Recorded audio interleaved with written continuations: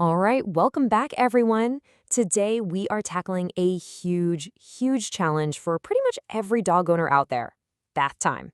But what if I told you it doesn't have to be this chaotic nightmare? Seriously, let's dive in and figure out how to turn this super stressful chore into something positive for both you and your best friend. Yeah, if you're nodding your head right now, trust me, you are so not alone. For so many of us, it's less of a bath and more of a wiggle-filled wrestling match, right? It leaves the walls, the ceiling, and you just completely drenched. But here's the thing, that fear your dog is feeling, it's real. And just trying to power through it can actually make things a whole lot worse in the long run. So, okay, how do we actually fix this? Well, the secret, it's not some magic shampoo. It's all about understanding the psychology behind why your dog is scared in the first place. And to do that, we're going to use two super powerful training techniques. They're called desensitization and counterconditioning. Okay, first up, desensitization. The easiest way to think about this is just taking tiny, non-scary baby steps. I mean, really tiny. The whole goal is to introduce that scary thing, the tub, the sound of the water, at such a low level that your dog barely even notices. They don't even have a chance to get scared.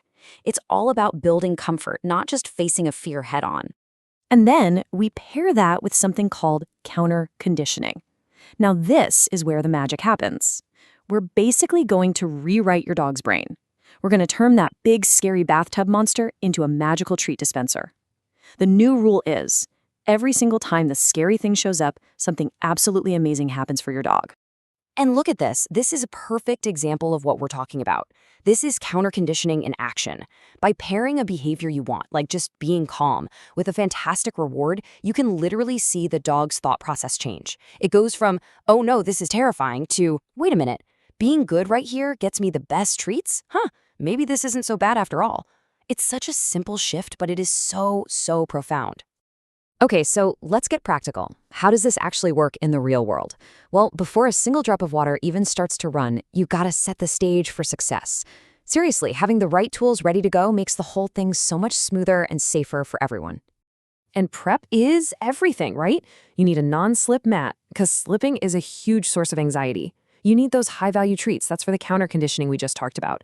Make sure you have dog-specific shampoo. It's super important for their skin. A few cotton balls for their ears can help prevent infections. And my favorite trick, a tasty distraction like some peanut butter smeared on the tub wall. Oh yeah, that can work absolute wonders. And please do not overlook this next detail, the water temperature. If it's too hot or too cold, it's going to be really uncomfortable, maybe even painful for your dog.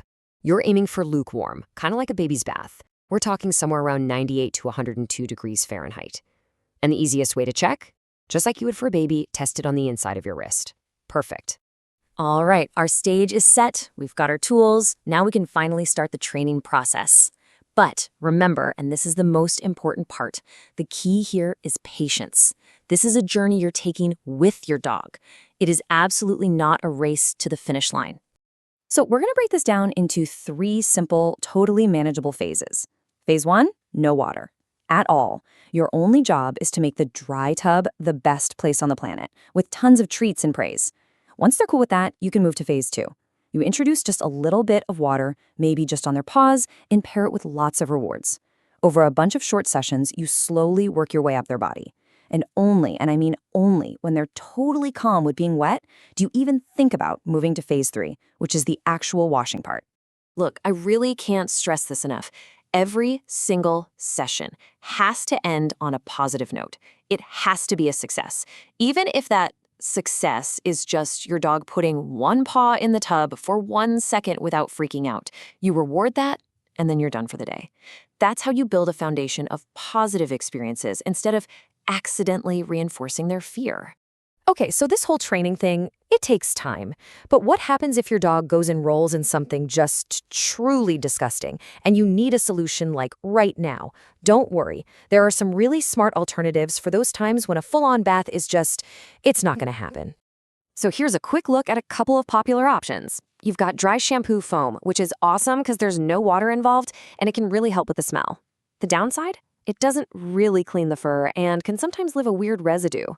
Then you have bath mitts. They do a better job of getting some dirt off and don't need much training, but they do require a little water, and yeah, they might not be the best for dogs with super long, thick fur. All right, as we start to wrap this up, I really want to reframe what we're doing here. Because this whole process, it's about so much more than just getting your dog clean.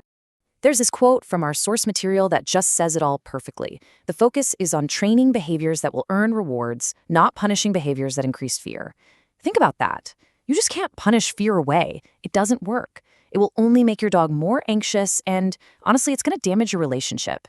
The focus has to be on rewarding that calm, brave behavior that you want to see more of.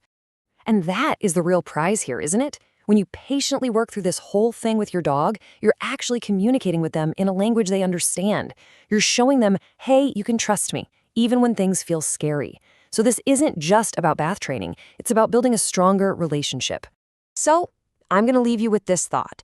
These two big ideas, desensitization and counter-conditioning, they don't just work for the bathtub. You can use this for anything.